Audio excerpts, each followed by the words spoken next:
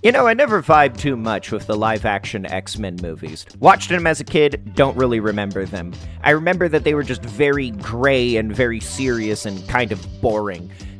Well, that and also, like, you know, it was my first time seeing breast, which was pretty cool. You look lonely. And then also that one dumb Storm line where she's like, oh, you know what happens to, like, a frog that gets struck by lightning? Me neither. But then I watched the new X-Men 97 TV show, and I thought, wow, this is amazing. I wonder if it has context. So then I went back and watched the original X-Men 90 show, and I was blown away by how good it was. I mean, it makes sense. This is the thing that made X-Men popular, but it was so profound and funny and charming. And it's amazing.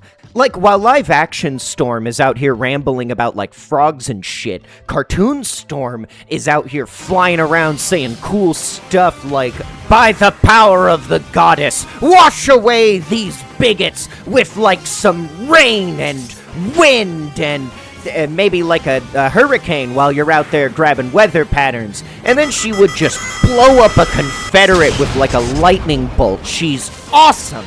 She is just constantly talking like she's trying to hit a word count, and I love that about her.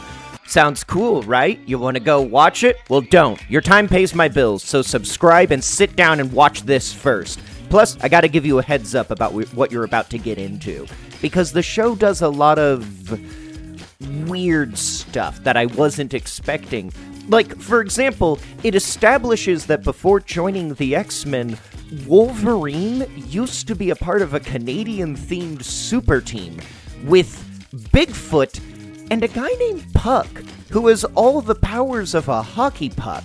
Could you imagine if in the live-action X-Men movies, Hugh Jackman was ever like, we're gonna need some extra help from some old friends, and then just Puck and Bigfoot explode through the door? No, they would never do that because they're pathetic.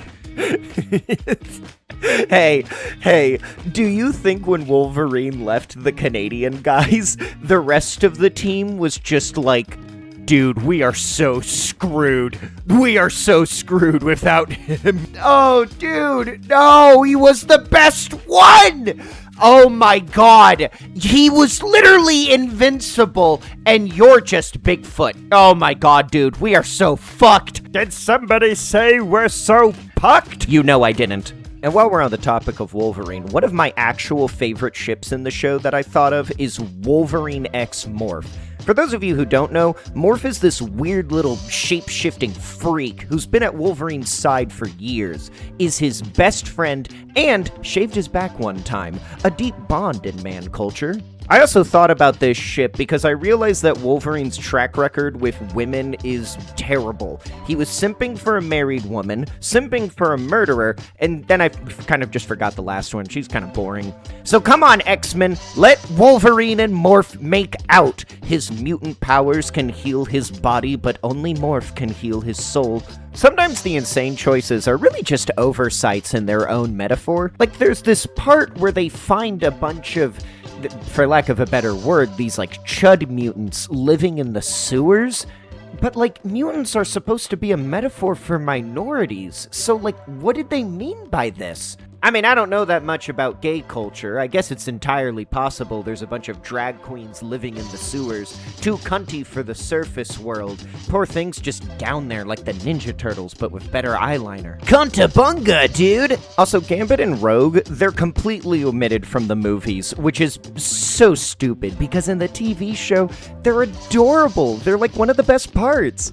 There's this really cute scene where a shapeshifter has snuck into the mansion and has disguised itself as Rogue, goes up to Gambit and is like, hey there, sugar, what if I was lying about my powers? Follow me down this dark alley and I'll show you. And bro just has zero suspicion to Rogue telling him that she has been lying about, like, her #1 character trait ever. I imagine his mindset is like, I'm like 99% sure that this is a trap. But that 1% though, that 1%, I'll take that risk. That's worth it. Gambit never folds my ass, dude. Anyways, that's all I wanted to talk about today. The show's amazing. You guys should go watch it, and then you'll understand why I ship Wolverine and Morph, and why they're the only pairing for Wolverine. So thank you, you've been a lovely audience, and now I'm out of here. Wind, cloud, storm, help me to end this video!